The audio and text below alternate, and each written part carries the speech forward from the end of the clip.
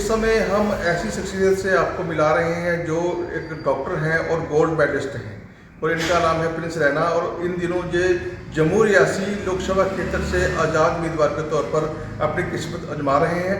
और हम इनसे जानना चाहते हैं कि वो आखिरकार डॉक्टरी का पेशा होने के बावजूद वे इस मैदान में उतरे हैं, राजनीति में उतरे हैं, और क्या सोच लेके उतरे हैं, और ये क्या करना चाहते हैं और क्या कहना चाहते हैं, यही मैसेज हम आम लोगों तक पहुँचाना चाहते हैं। डॉक्टर साहब, स्वागत है आपका हमारे चैनल में। आप जहाँ पहुँचे आज हमारे पास, तो सर क्या मुद्दे लेके आप इस चुनाव में उतरे और क्या कहना चाहेंगे सर? आज बहुत बड़ा दिन है। सबसे पहले हम अपने दर्शकों को नवरात्रि की शुभकामनाएं देंगे, ईद की शुभकामनाएं देंगे। फिर पहले मैं सबसे पहले आपकी बात काटूंगा।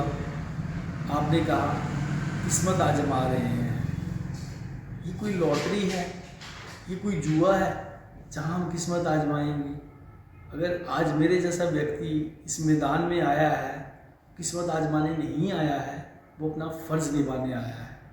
वो अपना 5 साल का भविष्य, अपना भविष्य, अपने भाइयों का भविष्य, अपनी माताओं बहनों का भविष्य, अपने बच्चे के भविष्य कि ऐसे व्यक्ति के हाथ में नहीं दे सकता जिस पे उसे यकीन नहीं है। हम पुराने सांसदों की बात करें, जब विपक्षी दलों की बात करें, तो आप मुझे बताइए कि किस व्यक्ति के पास, किस कैंडिडेट के पास कोई विजन है? कोई हिंदू मुस्लिम की राजनीति को लेके आया है, तो कोई मंदिर मस्जिद की राजनीति को लेके आया है। आप मुझे देखिए, मुझे स्टडी कीजिए, आप देखिए कि मेरा विज़न क्या है, मैं क्या बोलता हूँ, मैं क्या चाहता हूँ। अगर मैं बोलता हूँ, मैं चाहता हूँ कि अगर एक बच्चा जो 12, 15, 18, 20 साल एक पढ़ता है, स्कूल में हज़ारों लाखों रुपया फ़ी देता है, और जब वो 20, 22, 25 साल का हो जाता है और फिर उसके लिए रोज़गार नहीं है। अब 10 साल में आप अपना डाटा दीजिए पुराने सांसद को कि आपकी अपनी कंस्टिट्यूंसी में कितने बच्चों को आपने रोज़गार दिलवाया, कितने बच्चे जो हैं आपसे संतुष्ट हैं। आज एक भी युवा जो आपको जानता है वो आपको वोट वापस नहीं देना चाहता है। आप वोट मांगते भी नहीं हैं, आप वोट मांगते हैं, आप बोलते हैं मोदी जी को वोट दे दीजिए, मोदी जी को वोट दे दीजिए। तो मैं फिर आपसे पूछूंगा कि अगर आपके एरिया के अगर आप वोट सरपंच को देते हैं या मोदी जी को वोट देते हैं? आपके गांव का ध्यान आपका सरपंच रखेगा या मोदी जी रखेंगे? इसी तरह से आप अपने जो वोट दे रहे हैं, जो आप अपने सांसद, जो वो आपका ध्यान रखेगा या मोदी जी रखेंगे?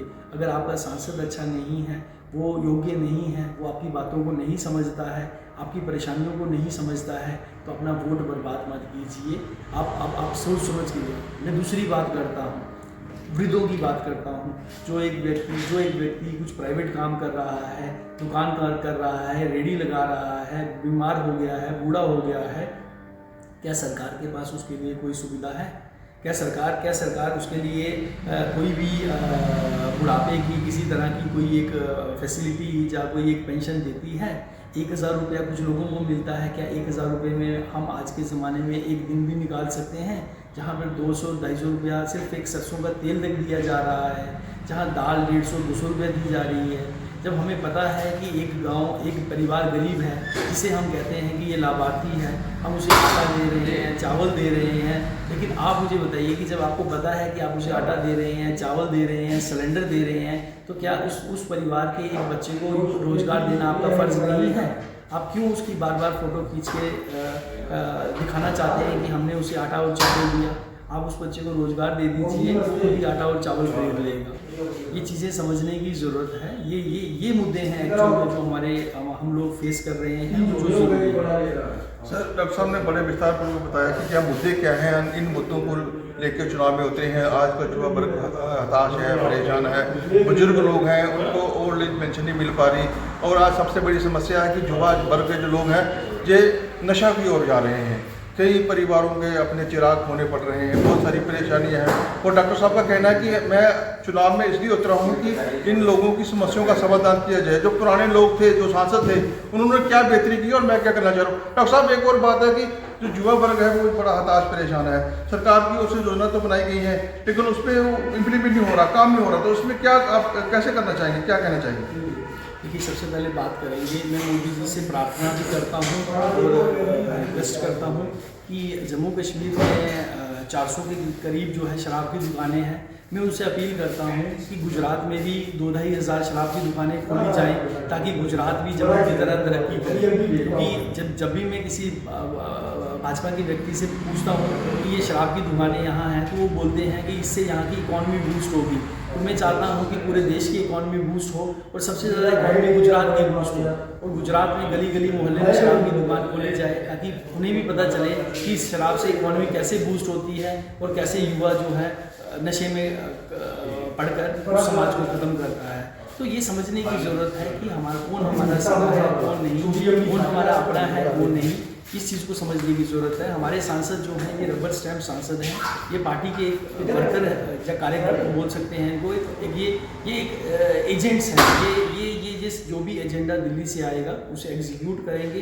कोई सही गलत की उनको कोई फ़र्क नहीं पड़ता है क्योंकि उन्हें जो वोट मिला है पार्टी के नाम पे मिला है। अगर मैं इंडिपेंडेंट हूँ तो मैं किसी पार्टी के दबाव में नहीं हूँ, किसी सरकार के दबाव में नहीं हूँ।